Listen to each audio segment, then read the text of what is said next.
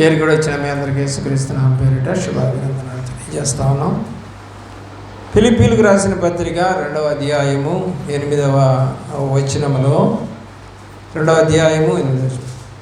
మరియు ఆయన ఆకారమందు మనుష్యుడిగా కనపడి మరణము పొందినంతగా అనగా శిలువ మరణము పొందినంతగా విధేయత చూపిన వాడై తన్ను తాను తగ్గించుకున్నాడు. దేవుడు ఈ లోకానికి ఎందుకు వచ్చాడు అంటే తగ్గించుకోవడానికి వచ్చాడు. ఎవరైనా దేవపుత్రుడు మనుజావతారంలో వచ్చాడు. ఎందుకు వచ్చాడు అంటే మనల్ని రక్షించటానికి, తండ్రి చెప్పినట్టుగా వినటానికి, తండ్రి చెప్పినట్టుగా చేయటానికి ఆయన ఈ లోకానికి వచ్చాడు. ఆయన ఎంతకాలం బతుకుతాడో కూడా ఆయనకి తెలుసు అనుకుంటాను. ఎందుకంటే బైబిల్లో దేవుడు ఆయన్ని రూపొందించినప్పుడే బైబిల్ ప్రకారము మన ఆయుష్కాలం రాసి ఉంటుందట. ఎంతమందికి తెలుసు అది? మన ఆయుష్కాలం ప్రభు యొక్క పుస్తకంలో రాసి ఉంటుందట. చాలామంది అనుకుంటూ ఉంటారు, అమ్మయ్య నా ప్రాణము గట్టెక్కింది అని అనుకుంటుంటారు. దేవుని కృపలో ప్రియులారా, దేవుడు ఆకాశంలో నుండి అన్నీ చూస్తూ ఉన్నాడు. మనం ఏం చేస్తున్నామో, ఎక్కడ తిరుగుతున్నామో అన్నీ తెలుసు ఆయనకి. మరి చెడ్డవాళ్ళు కూడా బ్రతుకుతున్నారు కదండి. దొంగతనం చేసేవాడు, మోసం చేసేవాడు, వ్యభిచారం చేసేవాడు, ఏమంటే అక్రమం చేసేవాడు, దౌర్జన్యం చేసేవాడు, తాగుబోతులు అందరూ బతుకుతున్నారుగా. నిజంగా వాళ్ళందరినీ చంపేస్తే ప్రపంచంలో ఒక్కడు మిగలడు, ఒక్కడు కూడా ఉండడు.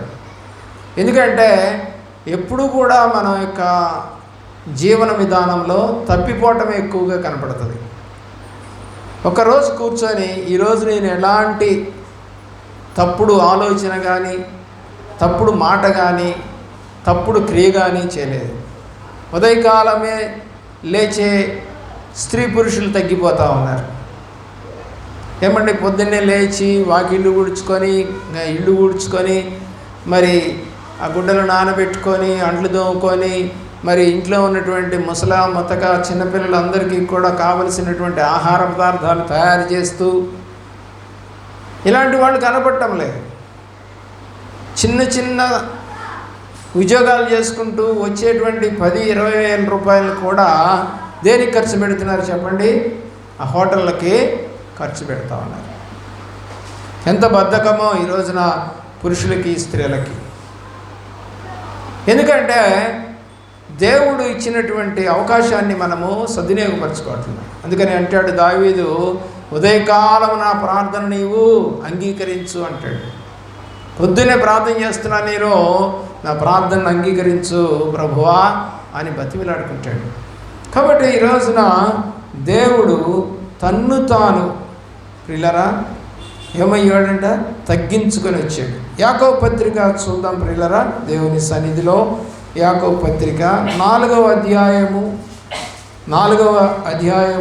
10వ వచనం.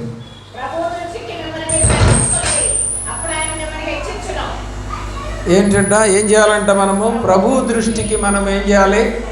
తగ్గించుకోవడం నేర్చుకోవాలి. ఎందుకని? దేవుడే ఈ లోకానికి తగ్గించుకొని వచ్చాడు కాబట్టి మరి మనం కూడా తగ్గించుకోవాలి. అదేదో సినిమాలో చెప్పినట్టుగా, ఏమండి, చేసే పనే ఎదవ పని. చూడండి, ఏం పని అది? చేసే పనే ఎదవ పని. ఏమండి, దానికి తగ్గేదే లేదంట.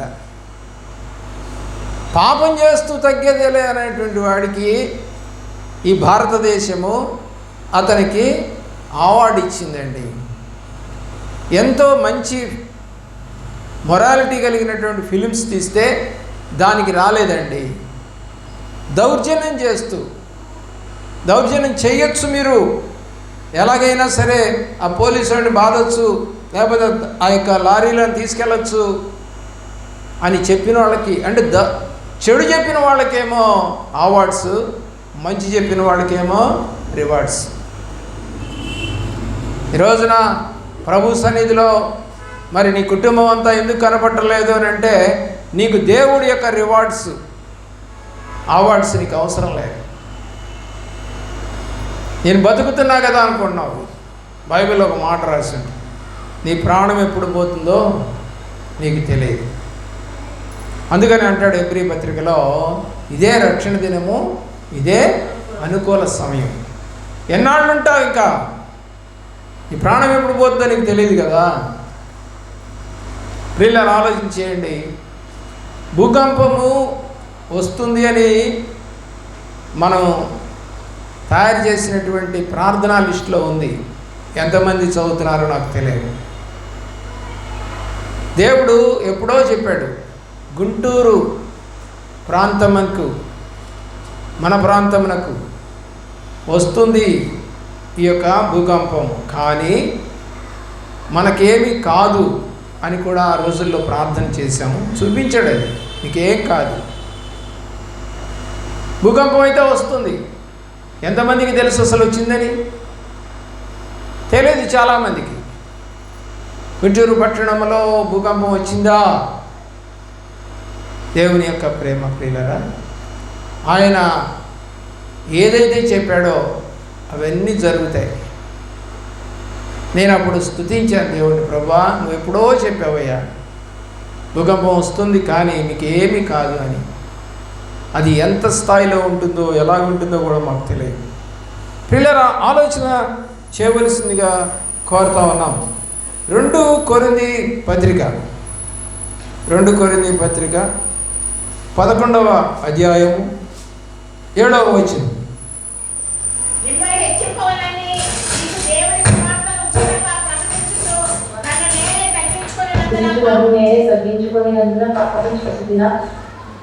ఏమండి, వాక్యం ఏం చెప్తుంది? నన్ను నేనే తగ్గించుకున్నందుకు పాపం చేశానా? అంటే ఇప్పుడు దేవుడు తగ్గించుకున్నందుకు పాపం చేశాడా? లేదు. తగ్గించుకోవటము పాపము కాదు. ఇప్పుడు బాగా గుర్తుపెట్టుకోవాలి. తగ్గించుకోవడం పాపం కాదు. చిన్నవాళ్ళైనా పెద్దవాళ్ళైనా, చదువుకున్న వాళ్ళైనా చదువుకొని వాళ్ళైనా, ఎవరైనా సరే తప్పు చేస్తే తగ్గించుకోవడం తప్పు కాదు. తప్పు చేయకపోయినా అవతల వాళ్ళు రెట్టించి మాట్లాడుతూ ఉన్నా మనం తగ్గించుకోవటం తప్పు కాదు. ఎందుకని తప్పు కాదు అని అంటే, నీ యొక్క ఆ తగ్గింపు విధానము దేవుడు చూస్తూ ఉన్నాడు. ఈరోజు నా రక్షకుడు ఉదయించాడని ఎంతో ఆర్భాటంగా చిన్నప్పుడు సండే స్కూల్లో చెప్పినటువంటి పిల్లలు ఈరోజు వరకు రక్షణ పొందకుండా కొంతమంది చనిపోయారు కూడా. చిన్నపిల్లలుగా ఉన్నప్పుడు ఆ యొక్క స్కిట్లు వేశారు, ఆ యొక్క పాటలు పాడారు. ఏమండి, వాళ్ళలో కొంతమంది వెనుతిరిగిపోయారు, కొంతమంది ఏమో తప్పిపోయారు, కొంతమంది ఏమో సన్నిధికి రావట్లేదు, కొంతమంది ఏమో చనిపోయారు, కొంతమంది యాక్సిడెంట్లు అయిన వారు కూడా ఉన్నారు. ఎందుకని రక్షకుడు మీ ఇంట్లో ఉదయించటం లేదు? చెప్పండి, ఎందుకని రక్షకుడు మీ ఇంట్లో ఉదయించటం లేదు? దీనికి సమాధానం మనం చెప్పవలసిన వారమై ఉన్నాం. అయినా మనము చెప్పటం లేదంటే అర్థం చేసుకోవాల్సిందిగా కోరుతా ఉన్నాం. 2 కొరింథీ పత్రిక 3వ అధ్యాయము 12వ వచనం. తగ్గిపోవచ్చున్న మహిమ యొక్క అందము ఇశ్రాయేలీయులు తేరి చూడకుండానట్లు మోషే తన ముఖము మీద ముసుగు వేసుకొనెను. ఏమైపోయిందండి? తగ్గిపోతుందంట మహిమ. దేవుడు మహిమను తగ్గించుకొని ఈ లోకానికి వచ్చాడు. నిజంగా ఆయన చూడగలమండి? దేవుణ్ణి చూడగలమా? దేవుణ్ణి చూడటం అనేది అసాధ్యం. దేవుణ్ణి చూడాలని ఆశపడటం కూడా అసాధ్యం. ఎక్కడ చూడగలం ఆయన్ని? కేవలము ఆత్మలో మాత్రమే చూడగలుగుతాం. శరీర రీతిగా ఆయన్ని మనము చూడలేము. దేవుని వాక్యాన్ని జ్ఞాపకం చేసుకుందాం. ప్రకటన గ్రంథంలోనికి వెళదాం. ప్రకటన గ్రంథములోనికి వెళదాం. ప్రకటన గ్రంథములో ఆయన గురించి వ్రాయబడిన మాటలను నేను జ్ఞాపకం చేస్తూ ఉన్నాను. 1వ అధ్యాయం 13వ వచనం. తిరుగగా 7 సువర్ణ దీపస్తంభములను, ఆ దీపస్తంభముల మధ్యను మనుష్య కుమారుని పోలిన యొకనిని చూచితిని. ఆయన తన పాదముల మట్టులకు తిరుగుచున్న వస్త్రం ధరించుకొని రొమ్ములకు బంగారు గట్టి కట్టుకొని ఉండేది. ఎలాగున్నాడంటే ఆయన యొక్క వివరణ చెప్తా ఉన్నాడు. ఎందుకంటే యోహాను ఆయన్ని చూశాడు. చూడండి, ఆయన తలయు తల వెంట్రుకలను తెల్లని ఉమ్మిని పోలినవై హిమమంత ధవళముగా ఉండెను. ఆయన నేత్రములు అగ్ని జ్వాల వలె ఉండెను. ఎలాగుంది ఆయన ఏమైనా అలాగా ఉన్న వ్యక్తిని మనము చూడగలమా? చూడగల శక్తి మనకి ఉందా? ఆలోచన చేయవలసిందిగా కోరుతున్నాం. ఏముంది 16వ వచనం చూద్దాం ప్రియులారా. 16వ వచనాన్ని జ్ఞాపకం చేసుకుందాం. ఆయన తన కుడి చేత 7 నక్షత్రములు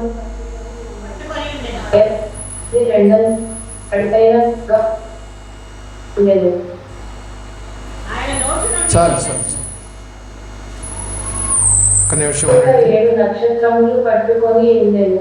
ఆయన నోటి నుండి 2 అంచులు గల వాడి అయిన ఖడ్గం ఒకటి బయలు వెడల్చుండెను. ఆయన ముఖము మహా తేజస్సుతో ప్రకాశించుచున్న సూర్యుని వలె ఉండెను. దేవుని ప్రేమిస్తున్న ప్రియులారా, మరి ఇలాంటి దేవుణ్ణి నువ్వు చూడగలవా? ఆయన ఏదో నువ్వు వేసుకున్నటువంటి ఆ బొమ్మ కాదు,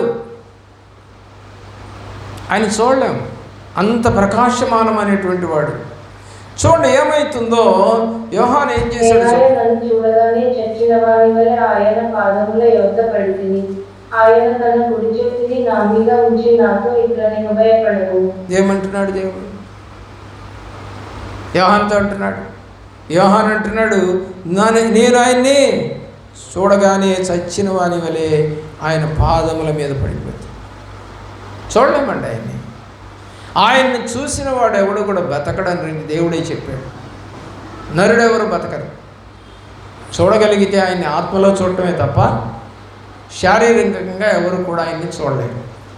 ఆయన అందుకనే చూడలేరు కాబట్టే ఒక తల్లి గర్భంలో రూపొందించబడి ఆయన ఈ లోకానికి మానవుడిగా వచ్చి ఆయన మనిషావతారుడుగా వచ్చాడు. ఆలోచన చేయండి. నీ హృదయం ఎలాగుంది? నీ తలంపులు ఎలాగున్నాయి? రక్షకుడు వచ్చాడని పాటలు పాడుతున్నావు, ఇళ్లలో టీవీలు పెట్టుకుంటున్నావు, ఇంటి ముందు స్టార్ పెడుతున్నావు, కానీ మీ ఇంట్లో నిజమైన ఆనందం ఉందా? స్టార్ పెడితే ఆనందమా? చెప్పండి. పొలం వండుకుంటే ఆనందమా? కొత్త గుడ్డ వేసుకుంటే ఆనందమా? అవన్నిటిని ఏమంటారంటే క్షణికానందము అంటారు. ఏమంటారండి? క్షణికానందం. అంటే ఆ గుడ్డ మళ్ళీ తీసేస్తాం రేపటికెళ్ళి, లేదా మధ్యాహ్నానికి వెళ్ళి తీసేస్తాం, లేదా సాయంకాలానికి తీసేస్తాం. కానీ దేవుణ్ణి తీసేస్తామా? తీసేయలేము కదా. హృదయంలోనికి దేవుడిని తెచ్చుకో. ఒంటి మీదకి వస్త్రం కాదు ముఖ్యం, హృదయంలోనికి దేవుడు రావాలి. రంగులు వేసుకొని రావటం కాదు చర్చికి. ఏమండి, తెల్లని వెంట్రుకలు నలుపు చేసుకొని వచ్చినంత మాత్రాన పక్కనోళ్ళు నిన్ను పొగుడుతారేమో కానీ దేవుడు పొగడడు. ఇవన్నీ అందమైనటువంటి వస్తువులు వేసుకొని వచ్చిన దేవుడు పొగడడు. ఎవరిని పొగుడుతాడో సామెతల గ్రంథము 31వ అధ్యాయము చివరి మాటలను మనము జ్ఞాపకం చేసుకున్నాం. సామెతల గ్రంథము 31వ అధ్యాయము చివరి మాటలను ఒకసారి మనము జ్ఞాపకం చేసుకుంటే, అంతము మోసకరము వ్యర్థము. ఎవరంటండి? యెహోవా యందు భయభక్తులు కలిగిన స్త్రీ కొనియాడబడుతుంది. మరి మనము దేవుడి చేత కొనియాడబడేటువంటి స్త్రీలుగా ఉన్నారా? ఆమె ఎందుకు కొనియాడబడుతుంది? ఆ పైనన్నీ కూడా రాసింది. చూడండి, దేవుని ప్రేమిస్తున్నటువంటి ప్రియ బిడ్డలారా, పైన మాటలను మనం ఒకసారి జ్ఞాపకం చేసుకుందాం. 21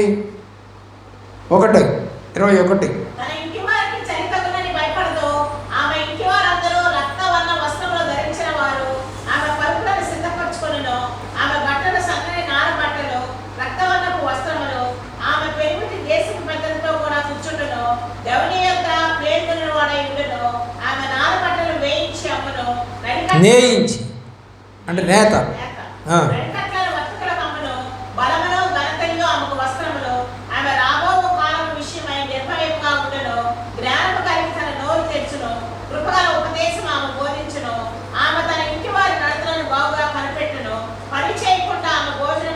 మరి మనము అసలు అందులో ఉన్న ఒక్క లక్షణం అని ఉందా మనకి? ఏమండి అందులో ఉన్న ఒక్క లక్షణం నాకుందండి. నేను జ్ఞానము కలిగి మాట్లాడుతూ ఉన్నాను. బలమును ఘనతయు వస్త్రములోనే ధరించుకొని ఉన్నాను. నారబట్టలు నేయించి అమ్ముతుంది ఆమె. వర్తక వ్యాపారం కూడా చేస్తూ ఉంది. ఆమె పెనిమిటి పెద్దలతో కూడా కూర్చుండేటువంటి వాడు. అలాంటి ఘనత పొందినటువంటి కుటుంబము ఆమెది. దేవుడు ఆమె యొక్క పడకలను సిద్ధపరుస్తుంది. 22వ వచనం, ఆమె పరుపులను సిద్ధపరుచుకొనుడు. ఈ లక్షణాలు ఉన్నటువంటిది ఆమె కాబట్టి ఆమె కొనియాడబడుతుంది. చూడండి 28లో, ఆమె కుమారులు లేచి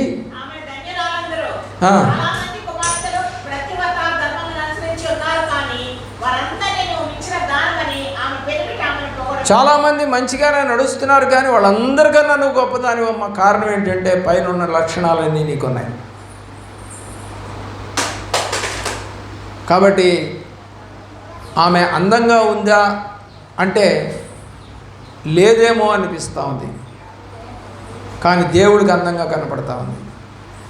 ఆమె అంటూ ఆ మాటల్లో చెప్తా ఉన్నాడు దేవుడు వాక్యములో, అందము మోసకరము. అంటే ఆమె అందం ఉందో లేదో మనకు తెలియదు, కానీ అందం చూసి మురిసిపోకే అంట. ఎన్నాళ్ళు ఉంటుందండి అందం?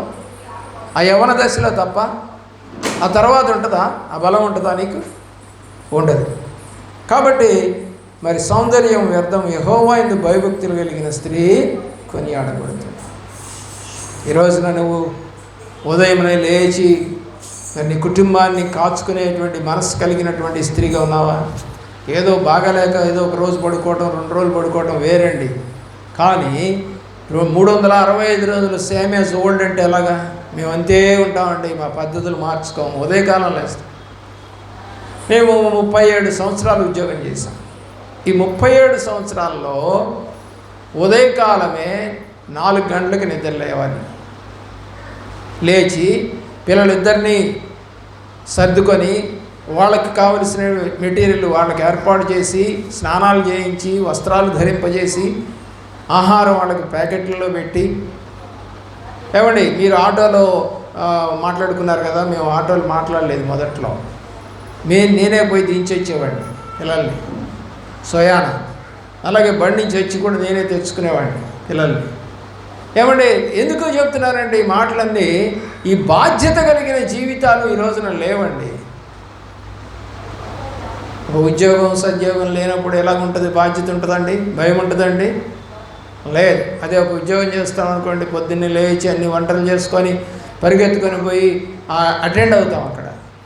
మరి దేవుడి సన్నిధి కూడా అంతే. నీ జీవితం ఎలాగుందంటే దేవుడి సన్నిధి కూడా నువ్వు సరిగా అటెండ్ అయ్యేటువంటి పరిస్థితి నీకు కనపడలేదు. కారణం ఏంటంటే నువ్వు దేన్ని ప్రేమించట్లేదు, సమయాన్ని ప్రేమించట్లేదు, దేవుణ్ణి ప్రేమించట్లేదు. ఒక ఉద్యోగం చేసి దాన్ని ప్రేమించి మరి నా కుటుంబాన్ని ప్రేమించుకుందాము అనేది లేదు. పిల్లరా, నాకు ఒక కుటుంబము తెలుసు.